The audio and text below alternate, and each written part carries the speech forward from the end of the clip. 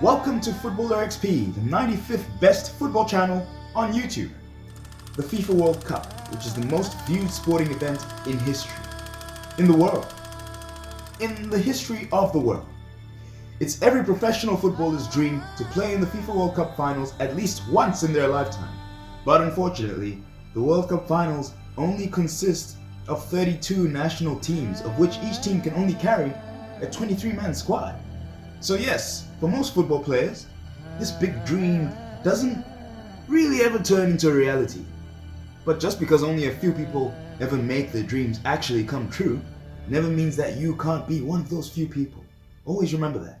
In today's video, we're going to be listing FXP's 10 best players who, for different reasons, never had the chance to compete in this highly prestigious and world-renowned tournament.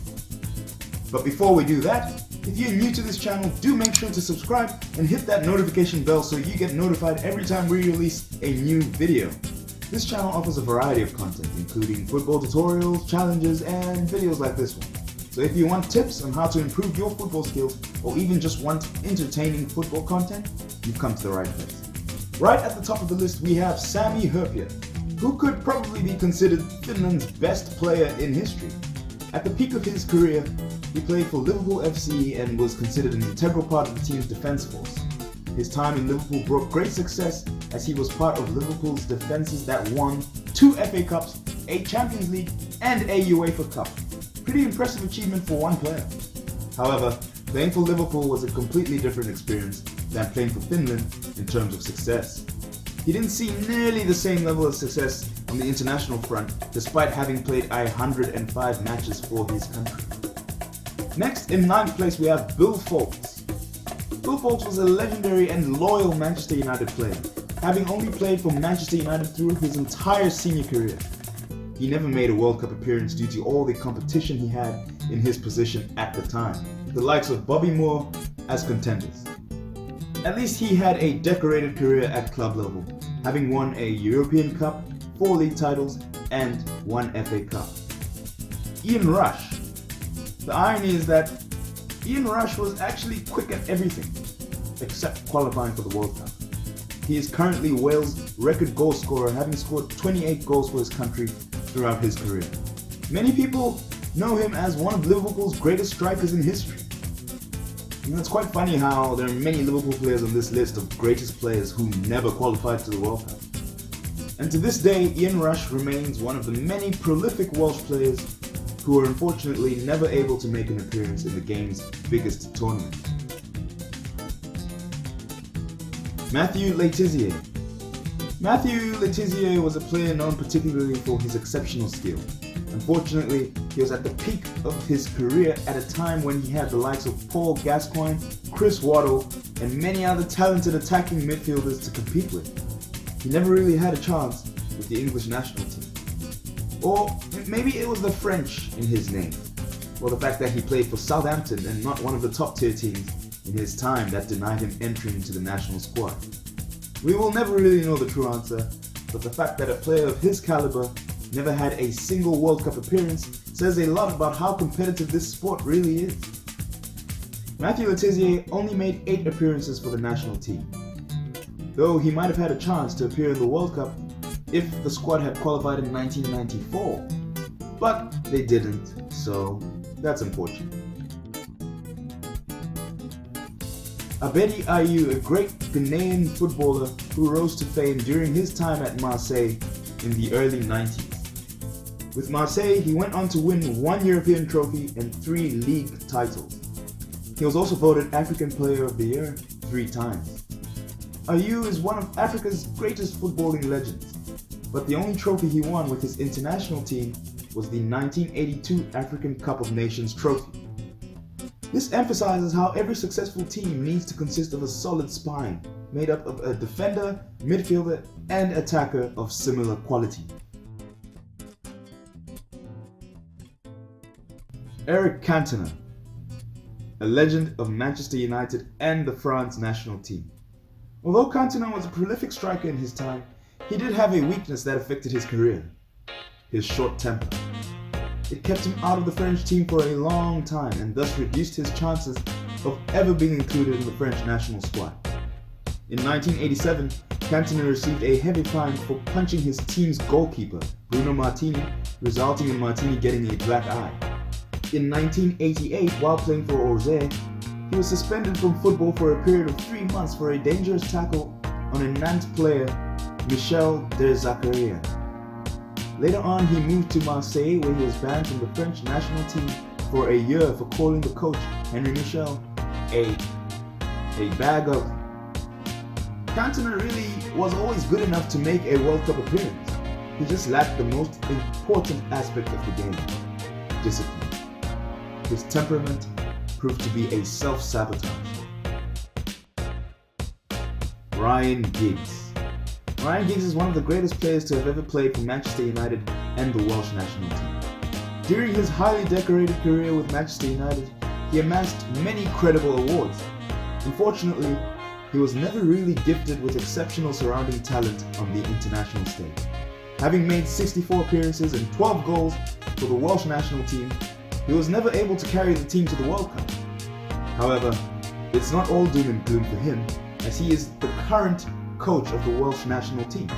And I guess he still has a chance to experience the World Cup finals as a member of the team.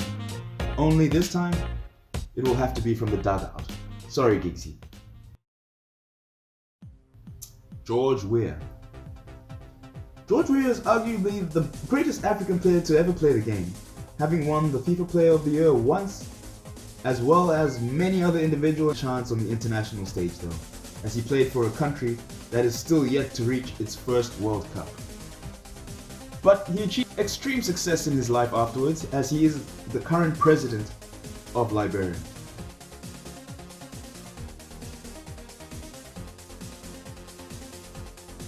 In second place is George Best. George Best was easily one of the best players of his era. He had a magic touch, an unbelievable skill, one of the best passers in the world, and an incredible finisher. But this just wasn't enough to drag the Northern Ireland team to the World Cup at any point in his career. He played for Manchester United at a time when the team had many legendary players, the likes of Sir Bobby Charlton, Pat Crieran, Dennis Law, Bill Foulkes, names that are still very relevant to this day. But he didn't have such luck with surrounding talent on the international stage. He even made 37 appearances and scored 9 goals for Northern Ireland. Billy Bingham, Northern Ireland's manager for the 1982 World Cup, did consider bringing Best to the competition, but it never happened.